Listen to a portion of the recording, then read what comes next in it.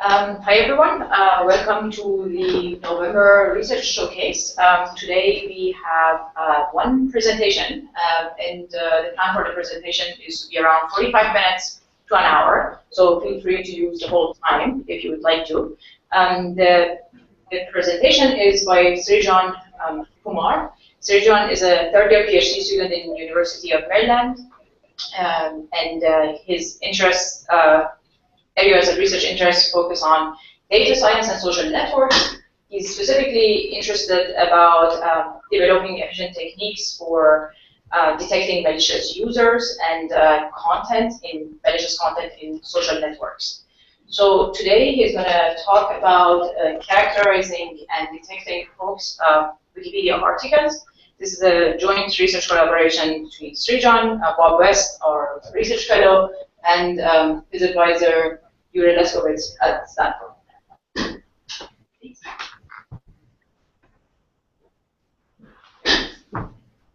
Srijan, you can start whenever you want. So, thanks for the introduction, Leila. And I'm really excited to be here. So let me just start by sharing my screen. Okay. So, is this visible? This is good. Yes. Great. So, yeah. So I'm Srijan. I'm a third-year PhD student at the University of Maryland, as Leila already said. And this work is with Bob West and Yuri Leskovitz from Stanford University. And the title of my talk is Disinformation on the Web, Impact Characteristics and Detection of Wikipedia Hoaxes. So before we start, I'd first like to thank a few people, Leila, James, Ellery, and Aaron for their help during this plan. This project would not have been possible without the help of you guys. Thanks a lot. So let's start. And also to mention that this work was done with an NDA with the Wiki. So web. So web is one of the major sources of information for information through various channels on the web. But it turns out that web is also a source of false information, which is very aptly summarized in this meme that says that Abraham Lincoln, don't believe everything you read on the internet. So there's tons of false information on the web.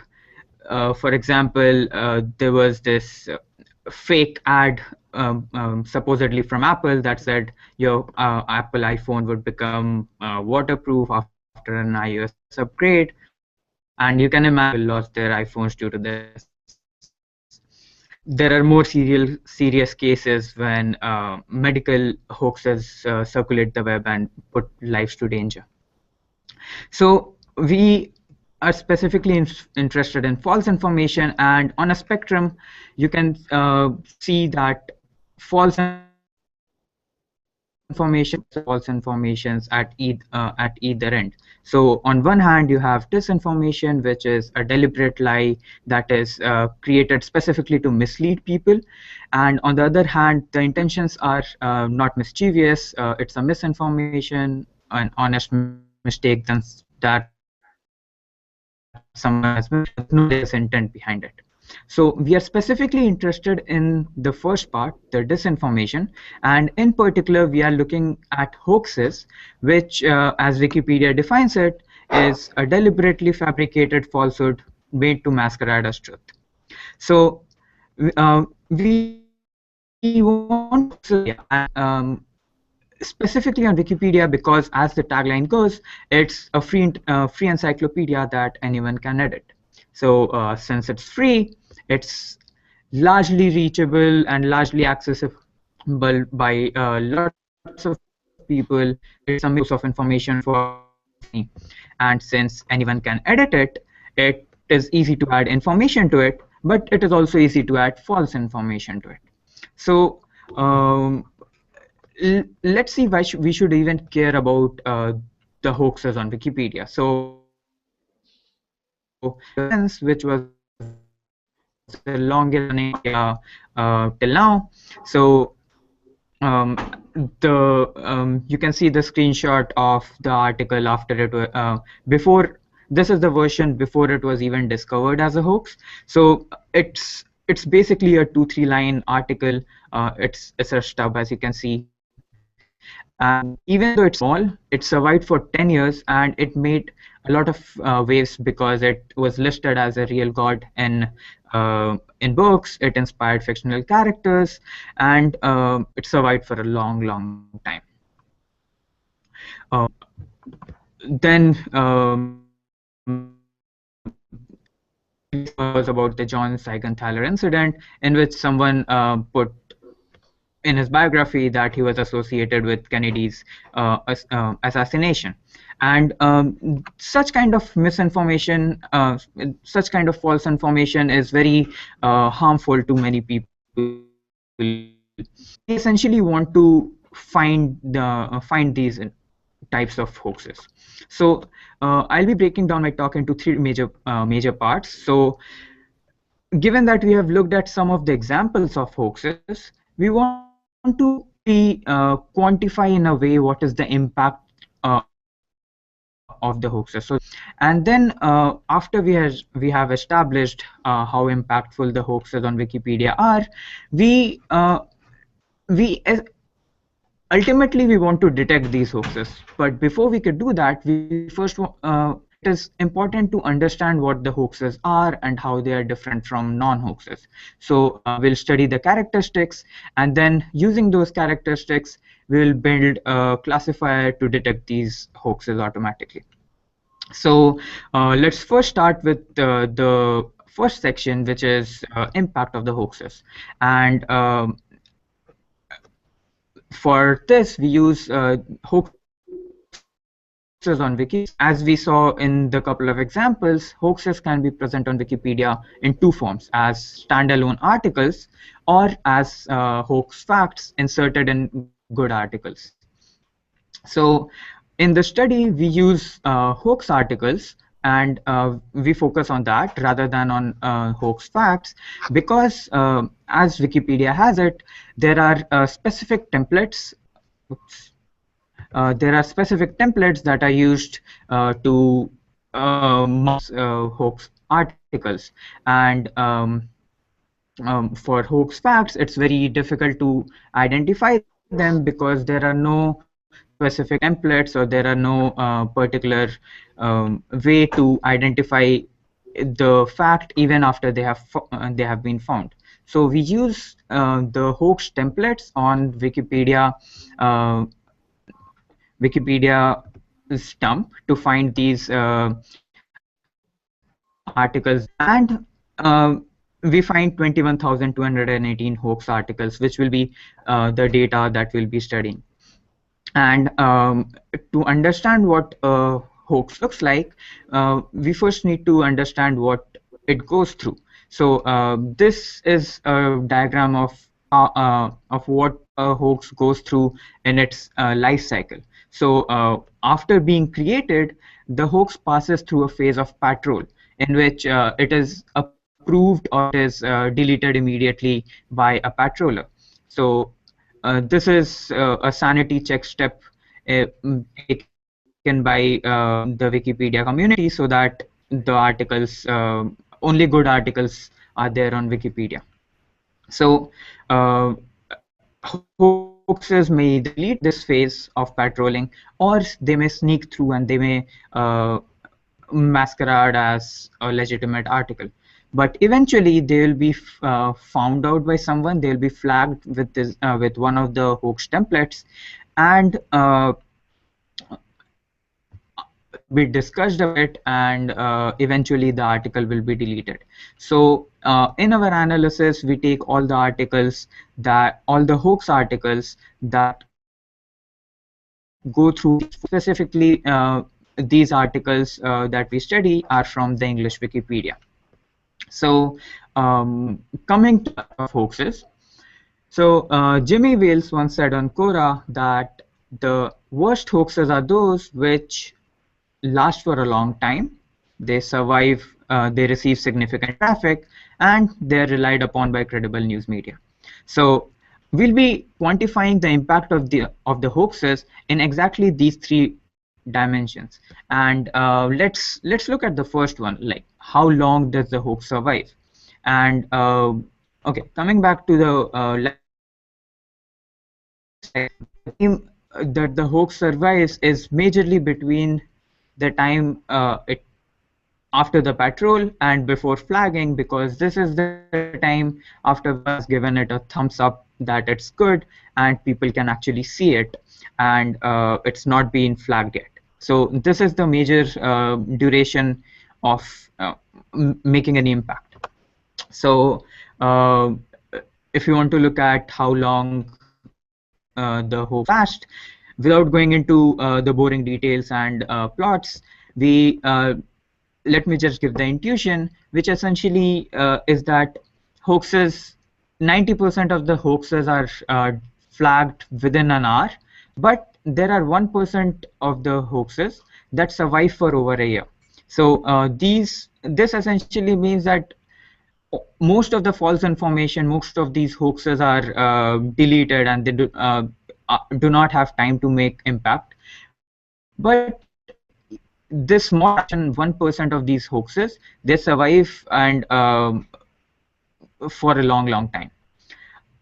On the second dimension, if you want to look at the traffic, for that we look at the page views, and we find that 86% of the articles that we studied receive less than 10 page views per day.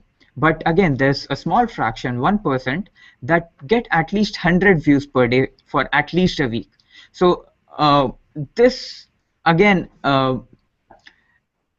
is along the same lines that most of the information is deleted and does not have impact. But these 12 articles are hugely impactful, because as you can see, they get times per day for at least a week. And then if we look at what links to the Wikipedia article, so for that we look at the Wikipedia server logs and the referrals to the articles. Then we see that on an average each hoax has 1.08 in links. So that means there is some link out there on the web or on Wikipedia itself that points to this particular Wikipedia article. And we see and we also find hoaxes very frequently searched through search engines and also from within Wikipedia to arrive at the hoax article. So from all of these find that a small fraction of hoax articles survive for a long time, receive, and are also accessible through various different sources on the web.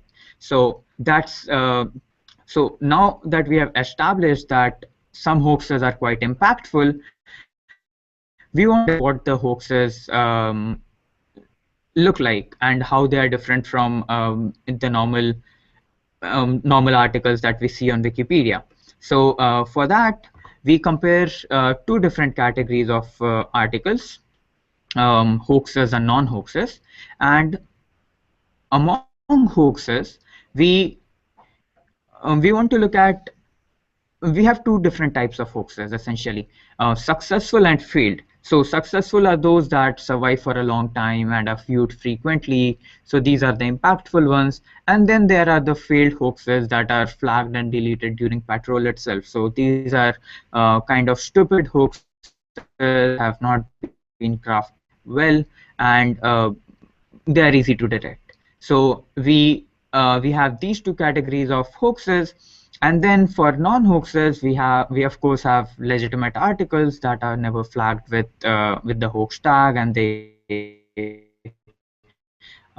that good articles are also flagged with the hoax tag, but after the discussion phase, it is the hoax flag is taken off.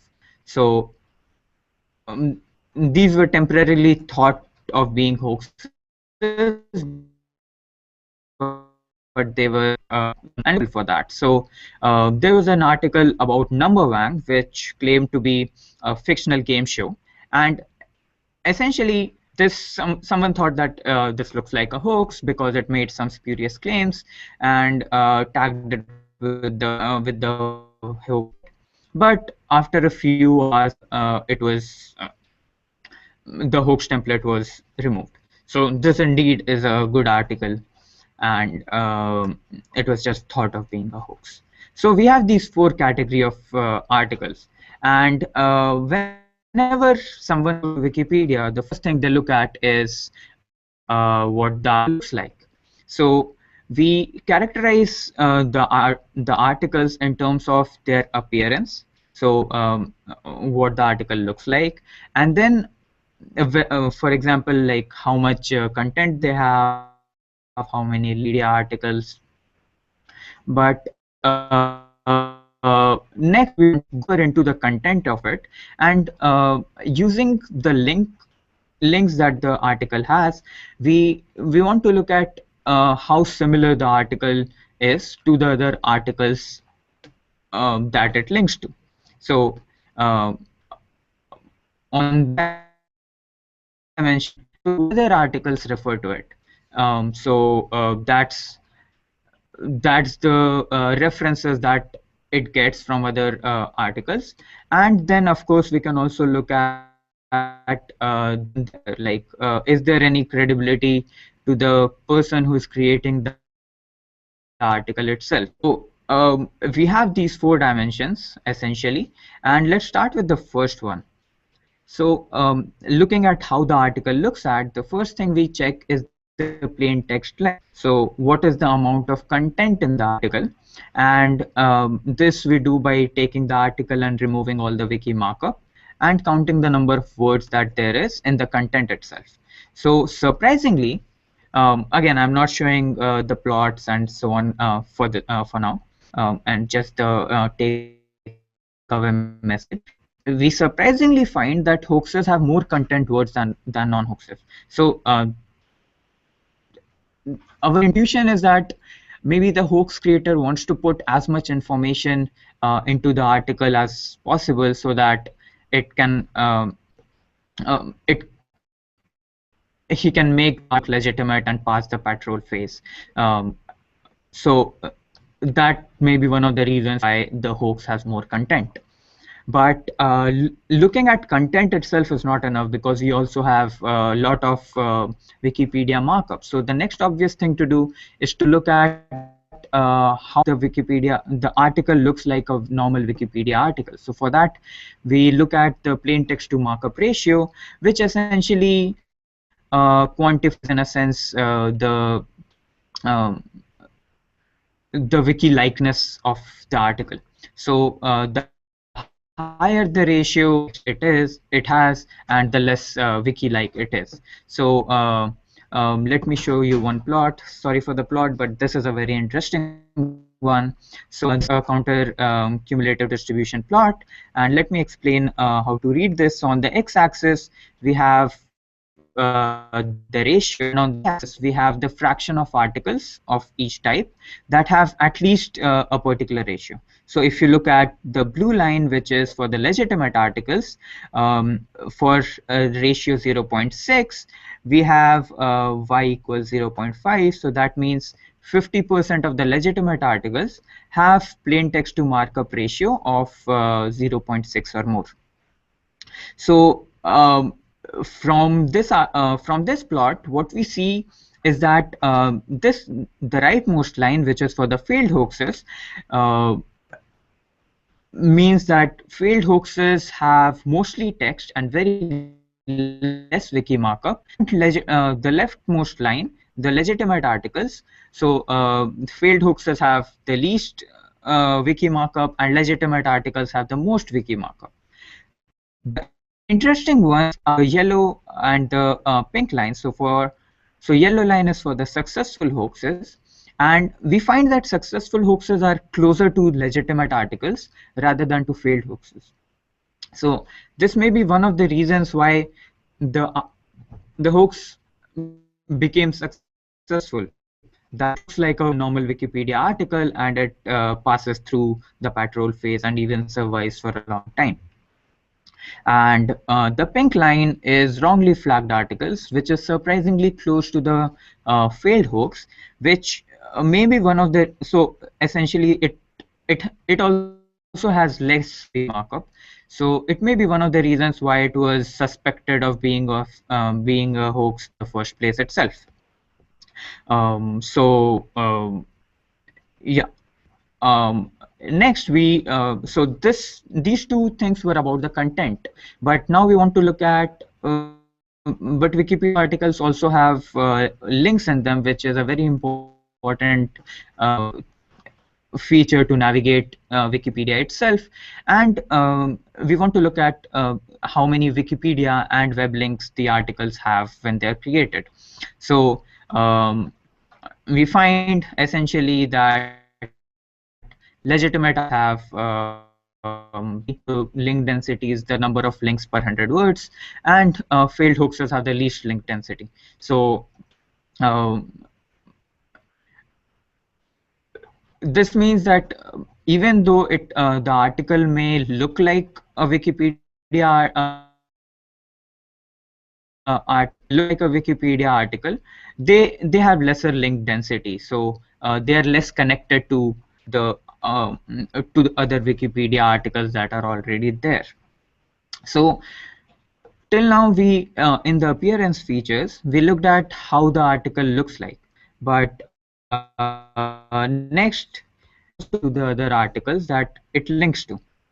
So for that, we use a term called article clustering coefficient. So it's a technical term. So let me go into a bit of detail for that.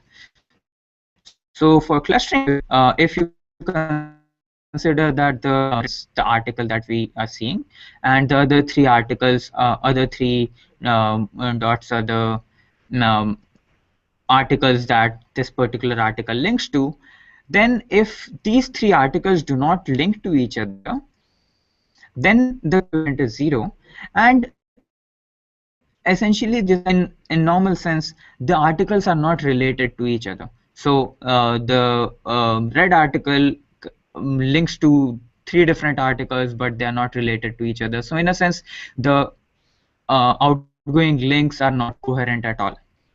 However, if there are lots of links between these articles that it connects to, then the clustering coefficient is high, and it means that the red article has more coherent links. So it is more embedded into the network, and we find that less embedded, so their links are less coherent than legitimate articles. So this is interesting because from the appearance features, we saw that they can look like Wikipedia articles, but when you dig a little bit deeper into what they link to, you find that they are less, the links are more supplementary links, and they are less related to each other. So till now we looked at appearance and link features, and now going to support features. So essentially, for when an article is created, when a hoax is created, one would expect that since these are works of fiction, they should not be mentioned on Wikipedia prior to creation. So before the article is created, you should not find the mentions to the article, and this should intuitively happen more often for normal legitimate articles. And to quantify that, we count the number of prior mentions that the article has. So we find the article titles of a Wikipedia, of our concerned Wikipedia article before the article was created. So for that, we scan through 11 terabytes of the Wikipedia dump for each article, and we find all the mentions before it was created. And as is intuitive, we find that non-hoaxes are mentioned more than hoaxes. However, we also find that even a small fraction of hoaxes Wikipedia before they are created. So that's surprising because that should intuitively not happen. So we uh, maybe it's the art hoax creator himself who the mention so that it looks more legitimate. So for that we go a bit deeper and try to see when the mention was inserted. The first time the mention appears for the article on Wikipedia, and we find essentially that hoaxes are mentioned much more recently on Wikipedia before they are created than non-hoaxes. So fusion.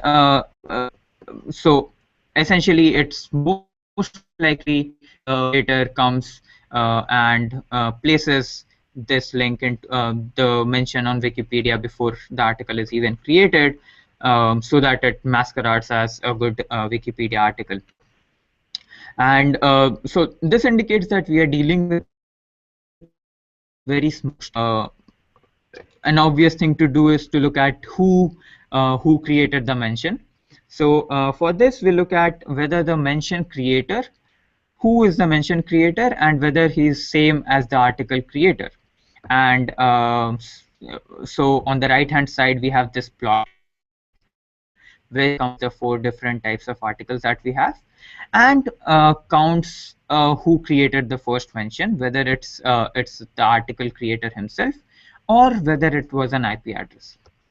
So we find that article when the mention entered the article happens almost equally across the 4 classes. So okay, but when you look at IP addresses, hoax articles are created much more frequently by IP addresses. Hoax article mentions are created much more frequently by IP addresses, while it happens less frequently. So this is very interesting because it suggests that the hoaxer does not use his own account, but rather an IP address or maybe a sock puppet, but we don't know that. But use his own account very often. This is very interesting because this strongly indicates that the hoaxers for which these for which we have the mentions, they are very smart. And if we look at the editor, which means when we look at the creator, if we look at when they registered and how much experience they have, so on an average, we find that hoax creators are lesser experienced and are younger. So they are more recently created accounts. So most likely these are throwaway accounts created specifically for the purpose of creating the hoax, and they have very less experience. So overall, we saw that even though hoax articles can look like Wikipedia articles, they have lesser density of links, and they are very less embedded into the work itself. And as the intuition goes, they are mentioned less frequently on Wikipedia before they are created, and whenever they are mentioned very easily, and the articles are created by very young and inexperienced users. So overall, the hoaxes are very different from non-hoaxes in many respects. So before I go ahead, if there are any questions, so let me switch to the feed. Srijan, I think we have a couple of questions. Before we go to the questions, I want to ask you, is there, I'm assuming you're connecting via wireless network. I'm wondering if you have the option of using Ethernet, because your voice sometimes drops. Oh, does it? Oh, I'm sorry. Let me give me 1 minute then. Sure. Let me switch positions. So we've been able to understand what you've been saying in general. When we would have interrupted earlier, it had become a major problem. So if you can't connect to wired, that will still be okay. I just plugged it in. Can you still hear me? Yes, we can. Yeah, we can hear you. Yep. Yeah, okay, so maybe we can Q&A at this stage. Can you hear us, Srijan? Yes, I can hear you guys. So let's just go through the Q&A right now. This will be also an exercise for us to see if we can hear you completely clearly. Srijan, did you have a question? Yeah, can I just now? Yeah, please. So you're wondering can you clarify what you said about mentions of non-hoaxes and hoaxes? You say that non-hoaxes were mentioned more frequently beforehand, or hoaxes. Wasn't quite clear about what's surprising or why it was surprising. I cannot hear you guys clearly. Sorry. So I think the question was, what was your finding around whether hoaxes or non-hoaxes were mentioned more? Could you go over that again? And what was surprising about it? Sure. Sure. So let me pull up the slides again. Is it visible? Yes. Okay. So the question is what we find about the mentions. Is that right? Yes. Is it surprising, or why do you find it surprising? Okay, so for the mentions, we find essentially that non-hoaxes are mentioned more than hoaxes before they are even created. But we find that for some hoaxes, they are intuitively the hoaxes should never be mentioned before they are created. But we find that the hoaxes are mentioned before they are created. So we find that these mentions that are there are more recent than as compared to those for the non-hoaxes, and the creator is very frequently an IP address. So the creator of the mention is an IP address. So these are strong signals that indicate the IP, the hoax creator himself is creating these mentions to pass it as a legitimate article, and whenever this happens, the hoax art creator is quite smart. Do you maybe you have the plots and at the end of your talk, right? Maybe you just want to show those, I would think. Yes, that's let me. Slide 57, I think. Yes. So 1 second. Let's see. So okay. So when you look at the number of mentions, so again we have a counter cumulative distribution plot on the right hand side. Sorry for the plot, but this will hopefully make things a bit more clear. So for the number of mentions, the top two lines are for legitimate and wrongly flagged articles, and on the bottom two we have successful and failed hoaxes. So we see that for legitimate and wrongly flagged articles, which are both non-hoaxes, these happen, they occur very frequently. So 60% of them have been mentioned at least once before they are even created, while for successful hoaxes, 40% of them are mentioned once, and failed hoaxes, 20% is the ratio. And this steadily decreases for both of them, but for the hoaxes, you find that even for like three articles, it's 3 mentions before its creation, it happens very rarely. So overall, for both, so the surprising part is these 2 points where the hoaxes are created, are mentioned even before they are created. And when we dig a little deeper, when we look at the time of the mention, again we have a cumulative distribution plot here. So for example, the gray line is for failed hoaxes, so 20% of them are mentioned within a day, and of creation. So the higher, it means that the articles are more recent, the mentions are more recently created. So there are two reasons for these false positives. One is a smart hoaxer who inserts them ahead of time to create this illusion of support.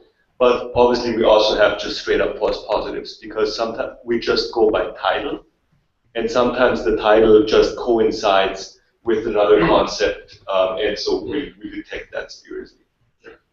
And so you're looking at any mention of the title string, not specifically red links. That's right. Any mention, yeah. Yes, that's right. In the article space only? Yeah. Yeah, that's a very good point. Are there more questions? Yeah, so I have one from IRC. So Emu Farmers asks, was the 21 articles determined to be entirely hoaxes, or just ones tagged for having some hoax content? The 21,000. I see. So these 21,000 articles were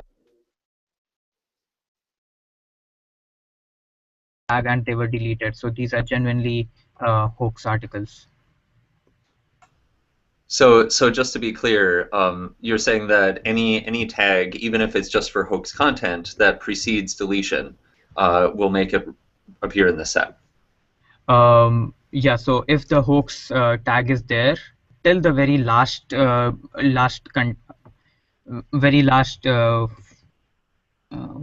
is my screen not sharing?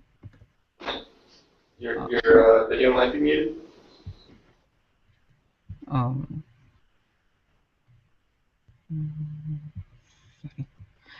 Anyways, yeah, so if the hoax tag is there and it is till the very last revision and it is deleted, then we consider it to be a hoax article. And as the tag goes on the tag is used specifically for the truthfulness of the entire article. I don't know if my screen is still being shared or not. It is not. It is not. Okay, why is that? Sometimes refreshing the Hangout on your end, Srijan helps. If you want to just refresh that and come back. Now it's shared. Yeah. Oh, okay. Yeah, so this is what the hoax template looks like, and usually when if it's just a false hoax content in a good article, you won't delete the entire article, you would just delete the hoax content.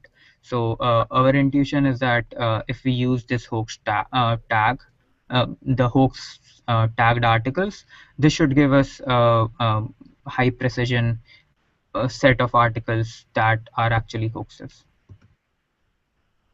Is there anything you want to add, Bob? No, I think that's it. And we empirically verified this, right? Like everything we checked was hoax article kind when it was labeled with that template. Yes, that's right. So that is one of the reasons why we did not go into looking at hoax facts, because there was no such concrete template. Okay, so I have one more question from myself, and this is more for the part of your discussion where you were just plainly stating differences between hoax and non-hoax articles. In those cases, were you comparing hoaxes to, when comparing hoaxes to non-hoaxes, were you looking at the whole set of hoaxes or just the hoaxes that survive patrolling? That's a good question. So are you talking about the impact part or the characteristics? Yeah, I suppose sort of everything that you went to before you started pointing at the graphs in response to questions. So for the impact one, we specifically looked at the ones that survived for at least a week without being flagged. So these are these have passed the patrol. And for the characteristics one, since we compare all the 4 types of articles, so the flagged hoaxes, they were essentially deleted during the patrol, and the successful hoaxes, they have passed the patrol. So we are comparing both these types of hoax articles. Yeah, so I guess what I'm wondering is, are your conclusions about the difference between hoaxes and non-hoax articles the same if you compare just the surviving, like, effective hoax articles to the non-hoax articles? Or is it like the entire set of successful and non-successful hoaxes? I see. So whenever I make like statements of just hoaxes and non-hoaxes, then it's both um, both successful and non-successful hoaxes together. So the trend appears in both of them. So for example, if you look at non-hoaxes are mentioned more than hoaxes, then in general for both successful and failed hoaxes, they're mentioned less than the other two categories of non-hoaxes. Gotcha. Thank you. Yeah.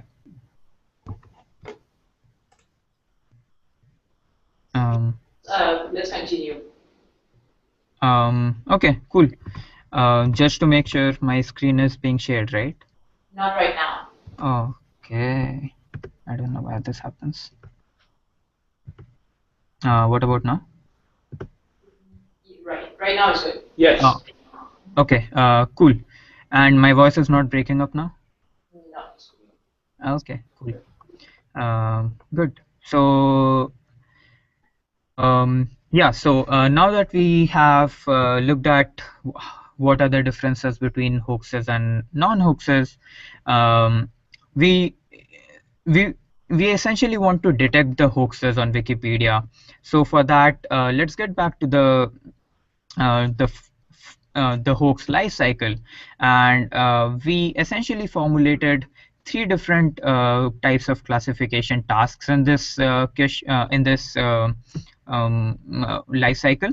So the first is from the hoaxer's perspective. So when an article is created, is the hoax ready to get past patrol? So once it's created, will the hoax pass the patrol or not, and should the hoaxer give it on Wikipedia?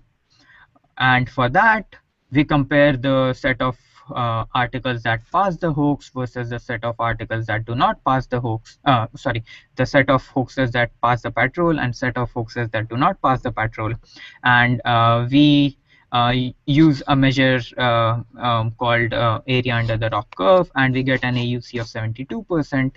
And we find that the most important feature that is used that is relevant for comparing the passed hoaxes versus failed hoaxes is appearance features. So this is interesting because it says that if the article looks like a Wikipedia article, then it is more likely to pass the patrol. So, but if it rather does not look like a hoax article, like a normal Wikipedia article, it will likely fail the patrol. So that's the first classification task that we do. And going on to the second one, we once an article has passed the patrol, we want to find whether an article is actually a hoax or not. So consider that we want to reduce false negatives. So we do not want to miss out on any hoaxes that should be on Wikipedia because that questions the credibility. And to reduce these false negatives, the classifier has to be good. So in this task, which we'll go into more detail in the next slide, we have a very high area under the curve, and we find interestingly that the editor and network features are very important. So we have moved on from the appearance features, and even though these features, appearance features, are also present in the set of features, we find that editor and network features are the ones that dominate. We'll get into bit more detail in the next slide. but let's look at the third classification task.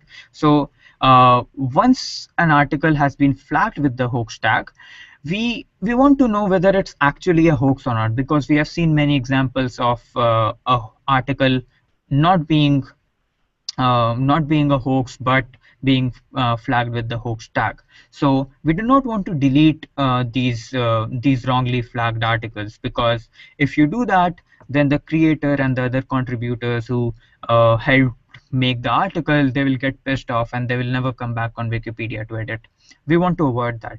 So we want to keep the false positive rate low, and for that, in this classifier, we have an AUC of 72% again, and in this case, you see that editor and support features are the most important ones. So all four types of features, editor, network, support, and appearance, they all are important in some phase of the classification. And let's now focus on the second task, which was is an article a hoax, because that's essentially the most important one, because we want to keep Wikipedia clean, and we don't want hoaxes to stay on Wikipedia for long.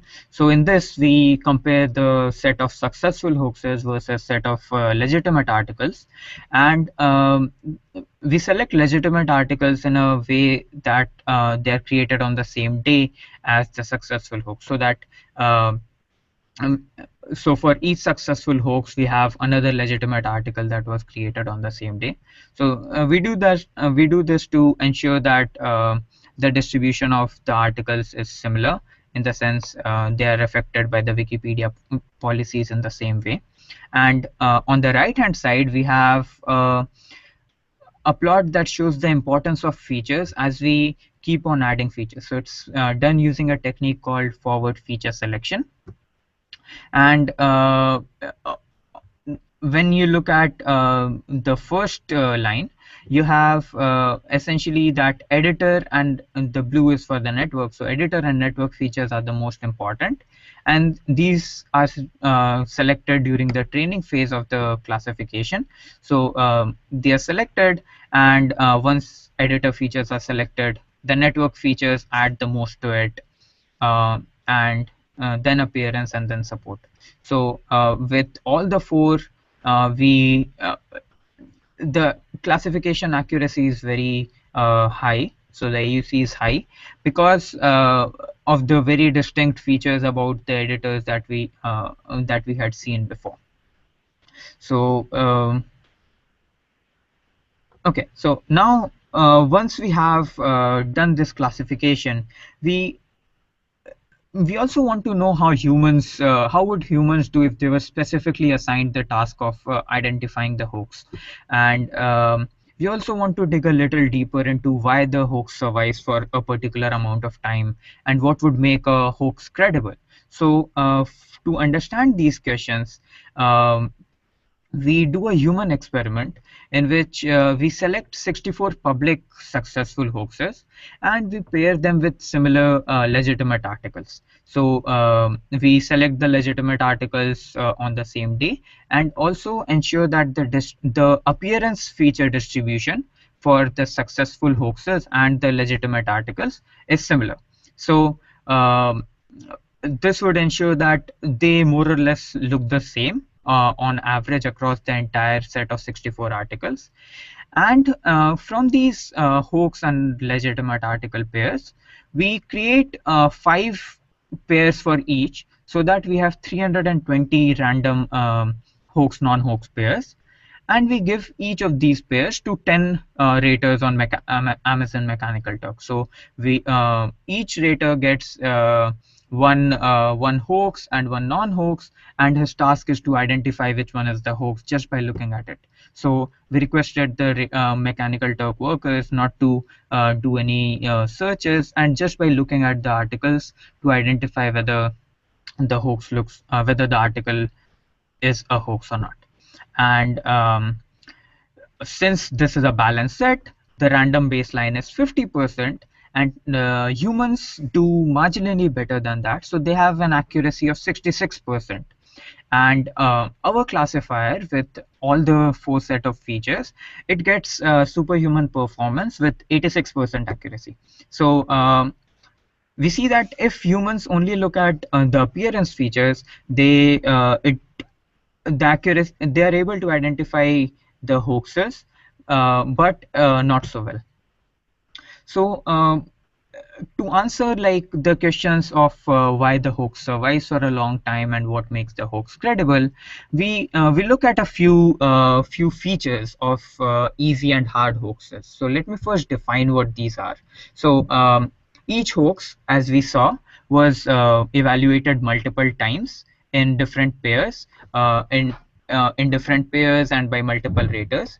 So if a hoax is correctly identified with a very high rate on an average by many people, then it is easy to identify, and then it is a easy to identify hoax. While if it is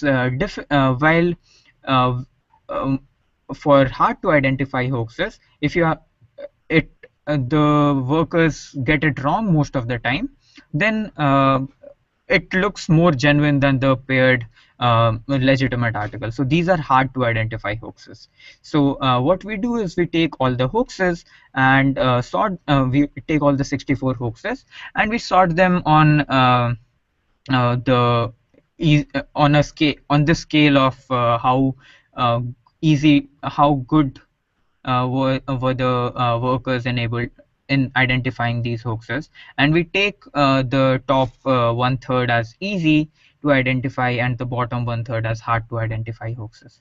So for these articles, when we draw some box plots, so these essentially the red line in each of these plots is the median, so the 50% value of the distribution, and the lower part of the box is the 25 percentile, and the top part is the 75 percentile. So when you look at the length with the number of content words in the article, we find that hard to find hoaxes are longer than easy to identify hoaxes. When you look at the Wikipedia link density, we find that hard to identify hoaxes have a higher density, so they have more number of links than easy to identify hoaxes. And when you look at the plain text to markup ratio, which was a measure to quantify the amount of template and the wiki markup that is there, we find that hard hoaxes have a smaller value, so they have more Wikipedia markup as compared to easy hoaxes. So essentially, hard to identify hoaxes are more wiki-like than easy to identify hoaxes. And if someone just looks at the appearance, at how the article looks, they are they are more likely to get it wrong.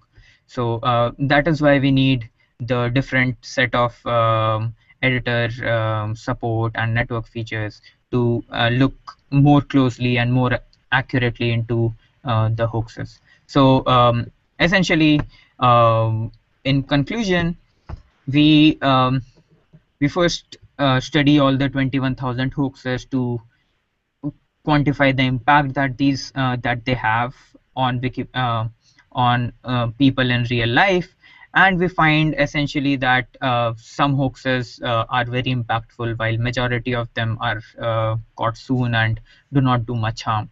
And then we find that hoaxes are very different from non-hoaxes in variety of features, variety of respects. And when we want to identify the hoaxes, we find that non-surface features are very important in detecting the hoaxes. And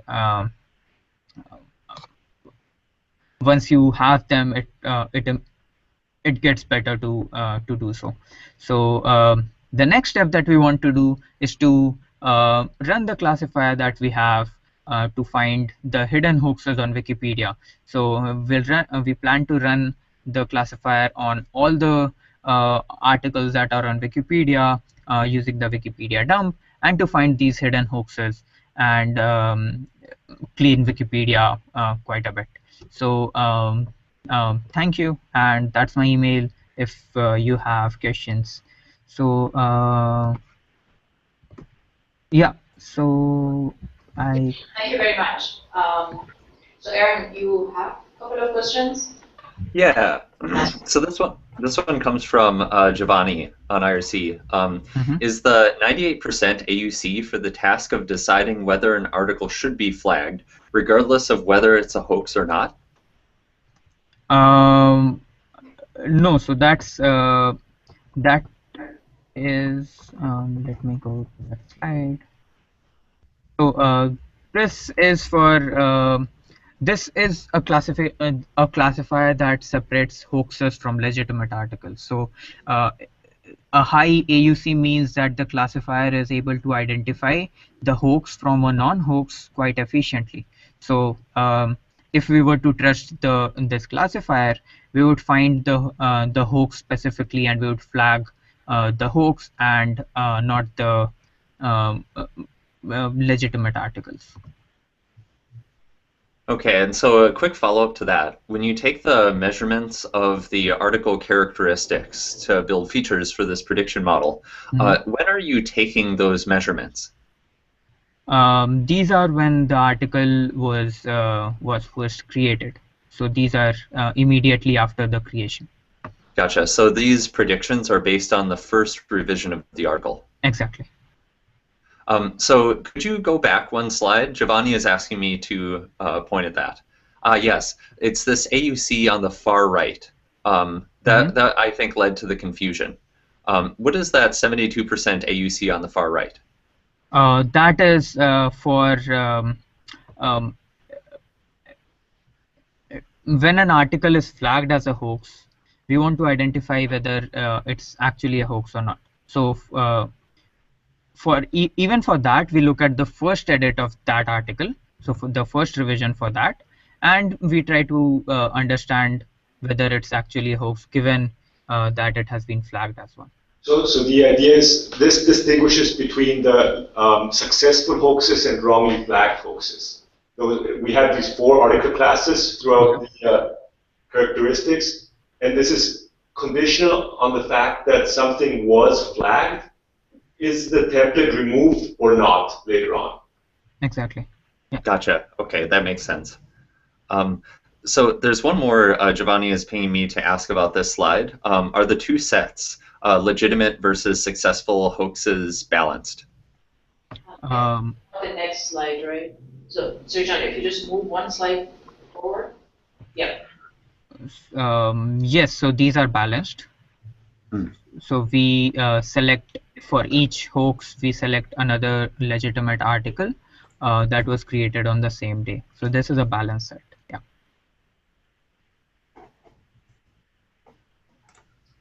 Yeah, I have one question about, you're talking about the impact that hoaxes have, and that some of them receive quite a lot of page views. I think the big question here is how big a problem are hoaxes overall for Wikipedia, right? So how likely is it that I, as a non-Wikipedia reader, will encounter a hoax? So did you have any guesses about what proportion of page views goes to hoaxes? Could someone please repeat it, because it was cutting off a bit? I'm sorry. So the question is about the impact, Srijan. So basically, what percentage of Wikipedia pages are hoaxes? Basically, how much page views go to hoaxes? Just like getting a sense, and these are some examples, like getting a sense of how much impact the current population of hoaxes on Wikipedia have on the type of knowledge that Wikipedia offers. Basically. I see. So that's a really good question, and let me pull up this slide.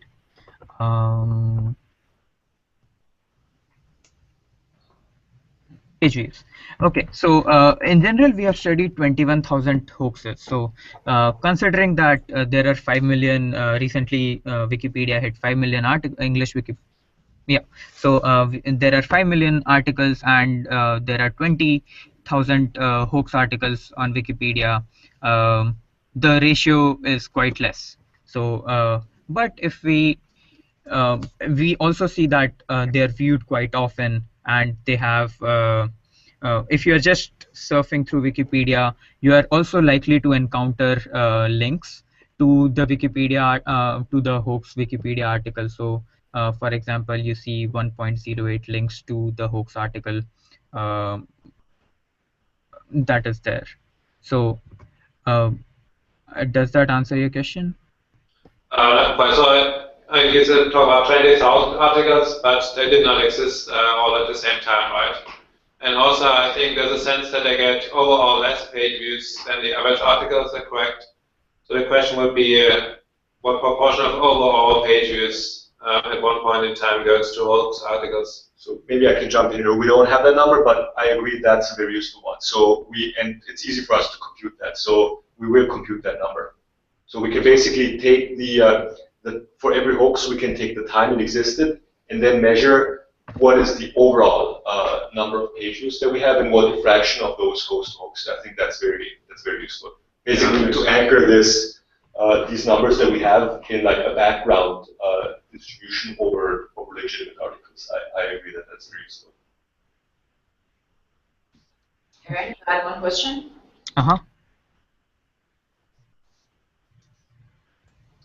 Sorry, did you ask me to ask mine? Yes, please. Okay, let's see which one. Ah, yes. So how do you know that the human Turkers were just looking at the article?